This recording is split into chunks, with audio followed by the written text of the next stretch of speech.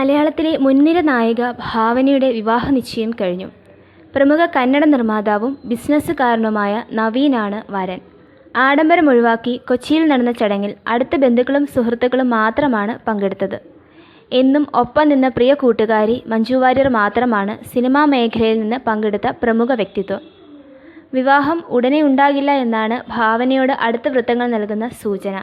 ഭാവനയുടെ കുടുംബാംഗങ്ങൾക്കെല്ലാം സുപരിചിതനാണ് നവീൻ. ഇടയ്ക്കിടെ തൃശ്ശൂരിൽ സന്ദർശനം നടത്താറുള്ള ഇദ്ദേഹവുമായി നല്ല ബന്ധമാണ് എല്ലാവർക്കുമുള്ളത്.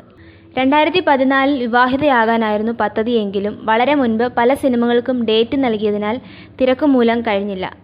ആ വർഷം സെപ്റ്റംബറിൽ ഭാവനയുടെ അച്ഛൻ്റെ ആകസ്മികമായ വിയോഗവും വിവാഹം നീണ്ടുപോകാൻ കാരണമായി. 2015 ജനുവരിയിൽ വിവാഹം നടത്താനിരുന്നപ്പോൾ നവീൻ്റെ അമ്മ മരിച്ചു. ഇങ്ങനെ വിവാഹം നീണ്ടുപോവുകയായിരുന്നു.